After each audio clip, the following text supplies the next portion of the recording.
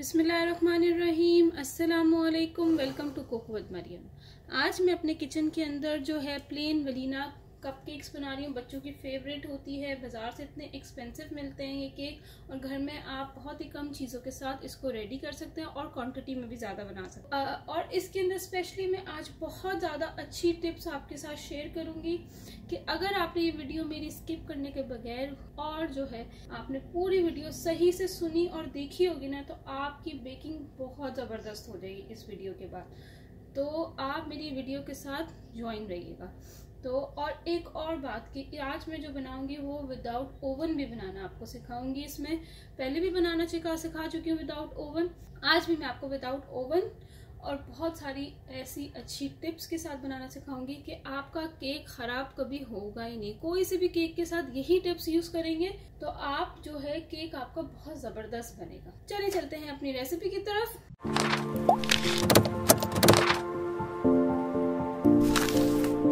यहाँ पे अब जो मैं आपको यहाँ पे नजर आ रहा है वो है दूध, मक्खन और अंडे। बेकिंग आज जो हम केक बनाएंगे उसमें ये तीनों चीजें यूज होंगी। दिखाने का मकसद ये है कि ये तीनों चीजें जो है ना वो रूम टेम्परेचर पे होनी चाहिए। ठीक है, अब ये तीनों चीजें हम फ्रिज में रखते हैं, सब लोग रखते हैं। रूम टेम्परेचर पे ये सब चीजें होनी चाहिए, यानी 1 घंटा पहले आप इन चीजों को निकाल के बाहर रखें, इनको रूम टेम्परेचर पे लेकर आए, फिर इसके साथ बेकिंग स्टार्ट करें। ये बहुत इंपॉर्टेंट स्टेप है हर बेकिंग के लिए। वरना क्या होता है कि बटर के अगर आपने चलो चीनी और बटर को अच्छे से मिक्स कर दिया, और क्या होता है उसके बाद जो है आप अगर उसके अंदर ठंडा दूध डाल दोगे, कुछ भी ठंडा ऐड कर दोगे, ठंडा अंडा भी अगर आप डाल दोगे, तो क्या होगा, मक्खन थोड़ा थोड़ा सा जम जाएगा। तो जब वो जम जाएगा तो आपका बेकिंग खत्म, यानी कुछ भी अच्छा नहीं बनेगा उसमें। बेकिंग पाउडर, बेकिंग सोडा और मैदा, अगर ये चीजें भी आप फ्रिज में रखते हैं, ये चीजें कुछ लोग कम रखते हैं, कुछ ज्यादा रखते हैं, तो अगर आप इनमें से भी कोई चीजें अगर आप फ्रिज में रखते हैं तो आपको उसको भी जो है पहले बाहर निकाल के 1 घंटे के लिए रखना है, उसको रूम टेम्परेचर पे रखना है और फिर उसके बाद उसको यूज करना है। चलें अब स्टार्ट करते हैं अपनी रेसिपी।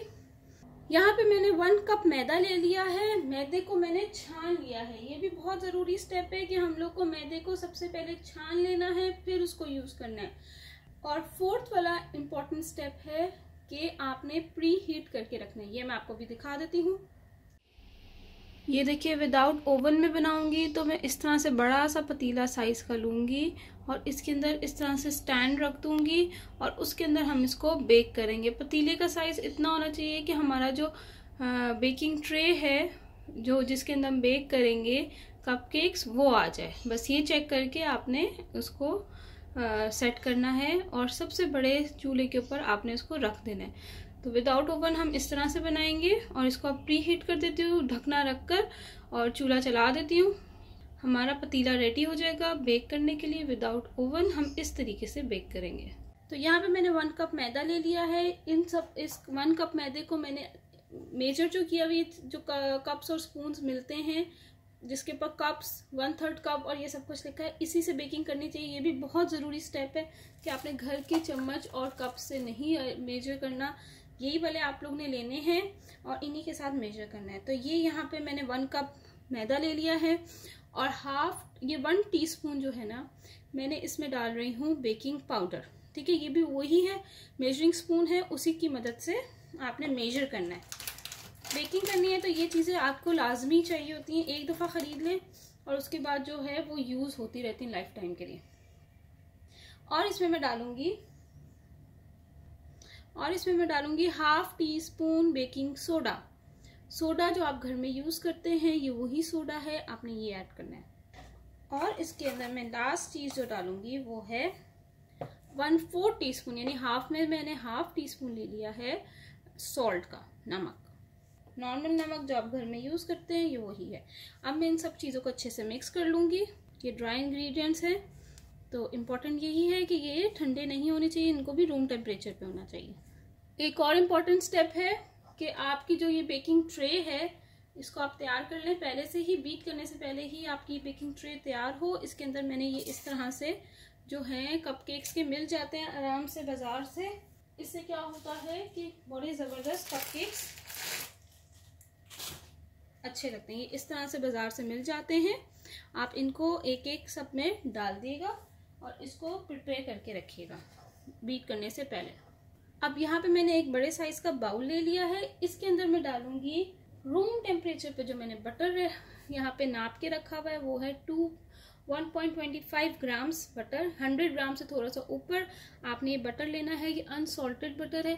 अगर आप सॉल्टेड बटर लेंगे तो नमक मत ऐड करिएगा, और अगर आप अनसॉल्टेड बटर लेंगे तो आप नमक जरूर ऐड करिएगा। तो ये मैं इसमें डाल देती हूँ। और इसमें मैं ऐड करी हूँ 1 cup sugar, 1 cup caster sugar, पिसी हुई चीनी। आपने नॉर्मल चीनी लेनी है और उसको अपने ग्राइंडर में पीस लेना है। 1 कप आपने अच्छे से मेजर करके इसमें ऐड कर देना है। अब आपने इसको अच्छे से बीट करना है। आप विस्क, जो इलेक्ट्रिक विस्क होती है, उसकी मदद से भी जो है आप इसको अच्छे से बीट कर सकते हैं। नहीं तो आप जो एग बीटर्स होते हैं वो उससे भी आप जो है अच्छे से मिक्स कर सकते हैं। जो केक बनाने के लिए बीटर्स यूज होते हैं वो वाला भी आप यूज कर सकते हैं। तो अब मैं जो है इसको अच्छे से बीट कर लेती हूँ।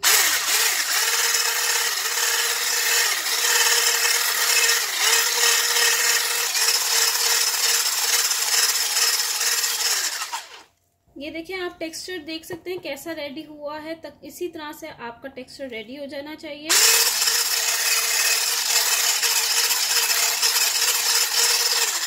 ये देखिए, आपने टेक्सचर देखा है कैसा रेडी हुआ है। बस इसी तरीके का आपका टेक्सचर होना चाहिए केक बनाने के लिए।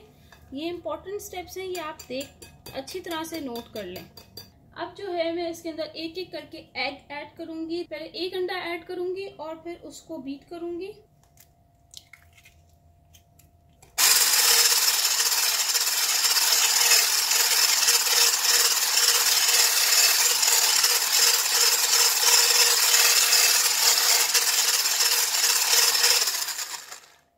ये देखिए, एक एग जो है वो ऐड हो गया है और बीट भी हो गया है। अब सेकंड एग जो है मैं डालूंगी। ये रूम टेम्परेचर पे है तभी ये देखिए अच्छा सा मिक्स हो रहा है। अगर रूम टेम्परेचर पे नहीं होता तो इसमें छोटे छोटे आपको बटर्स जमे हुए नजर आते। तो अब इसको बीट कर देती हूँ।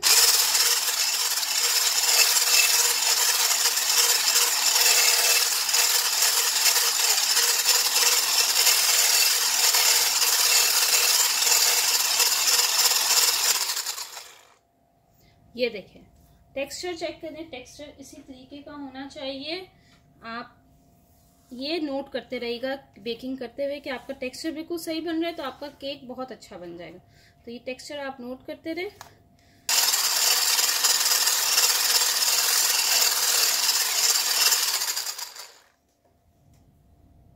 ये देखिए, बीट हो गया है। अब मैं इसके अंदर वनीला एसेंस, जो इसका फ्लेवर बहुत जबरदस्त कर देगा, वो ऐड कर देती हूँ। 1 टीस्पून,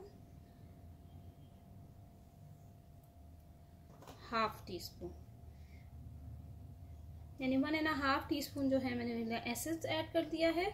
इसको भी रूम टेम्परेचर पे होना चाहिए। अक्सर लोग वनीला एसेंस भी जो है फ्रिज में रख देते हैं, तो इसको वनीला एसेंस को भी, वरना आपका सारा जो है मेहनत ज़ाया हो जाएगी। तो आपने वनीला एसेंस को भी जो है रूम टेम्परेचर पे ही यूज़ करना है। तो अब मैं इसको मिक्स कर देती हूँ। सब कुछ अच्छे से मिक्स हो गया है। अब मैं जो है इसके अंदर फ्लावर ऐड करूंगी। अच्छा, अब क्या करना है, यहाँ पे जो ये फ्लावर है ना, ये हाफ पहले मैं ऐड करूंगी और अब मैं इसको बीट नहीं करूंगी। अब मैं विस्क को मैंने इलेक्ट्रिक से हटा दिया है।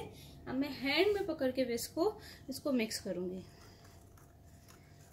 क्योंकि यहाँ पे हमें ज़्यादा बीट नहीं करना। अगर हम ज़्यादा बीट करेंगे तो हमारा केक अच्छा नहीं बनेगा। तो पहले हम हाफ डाल के इसको हल्के हैंड से अब मिक्स करेंगे। हल्के हैंड से आपने मिक्स करना है। अगर आप इलेक्ट्रिक एग बीटर से कर रहे हैं तो आप स्लो स्पीड पे फिर कर लेगा।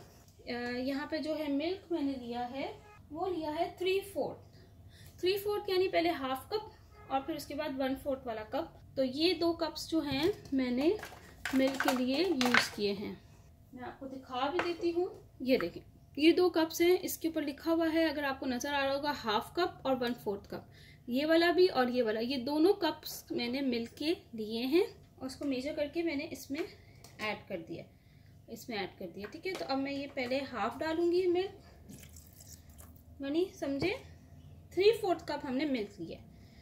तो उसका मेजर करने का भी तरीका मैंने आपको समझा दिया, 2 कप से आप इसको मेजर कर सकते हैं।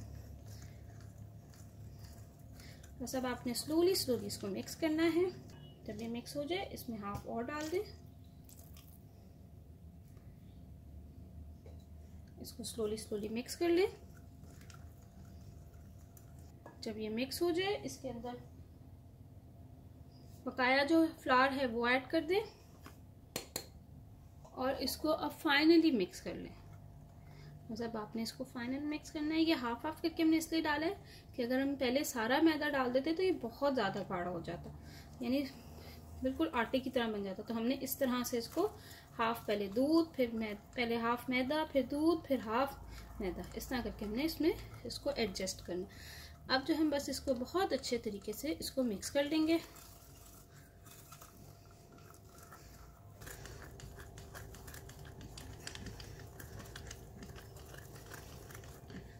ये देखें बहुत अच्छे से मिक्स हो गया है। एक दफ़ा मैं इसको मिक्स करके स्पैचुला से भी, और ये टेक्सचर आप चेक कर लें, इसी तरह का टेक्सचर होना चाहिए।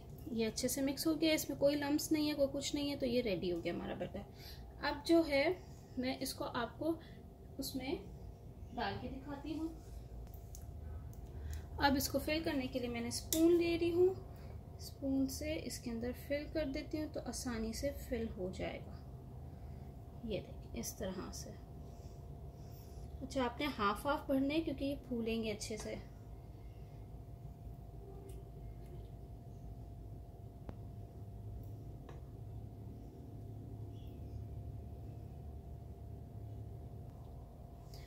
ये देखिए बस इसी तरह से मैं सारे फिल कर दूंगी। ये देखिए मैंने सारे फिल कर दिए हैं। अब इसको मैं पैन जो आपको दिखाया था गर्म हो गया है, उसको बड़ी एहतियात से जो है मैं इसके अंदर रख दूंगी और जो है इसको बेक करूंगी 20 to 25 मिनट्स 180 डिग्री पे, यानी मीडियम फ्लेम पे। अगर आप जो है चूल्हे पे कर रहे हैं तो आपने बहुत फुल तेज आग पे नहीं करना है इसको, तो आपने ना स्लो आग पे करना है, आपने मीडियम फ्लेम के ऊपर। 180 डिग्री होती है, 180 डिग्री अगर आप ओवन में करेंगे तो 180, और अगर आप चूल्हे पे कर रहे हैं तो आपको पता होता है आपका फ्लेम इस वक्त कैसा आ रहा है। तो आपने मीडियम फ्लेम के ऊपर जो है वो आपने इसको बेक करना है। तो अब मैं इसको रख देती हूँ। ये देखिए ये केक बेक हो गए हैं, ठंडे भी हो गए हैं। और अब मैं आपको इसका टेक्सचर भी दिखा देती हूँ। जब ये आपको लगे कि साइड से रेड हो गए हैं तो ये रेडी है। तो आपने इसका टेक्सचर भी चेक करना है। ये देखिए कितने सॉफ्ट, कितने मजे के बने हैं। ये देखिए इतने जबरदस्त केक ये तैयार है। आप इसको ज़रूर ट्राई करिएगा। Thank you for watching my video. अगर मेरी वीडियो बहुत हेल्पफुल और बहुत अच्छी लगी है तो एक लाइक का बटन ज़रूर दिएगा और साथ में बेल आइकॉन का बटन भी लाजमी दबाइएगा। Thank you for watching my video. दुआ में याद रखिएगा। अल्लाह हाफिज़।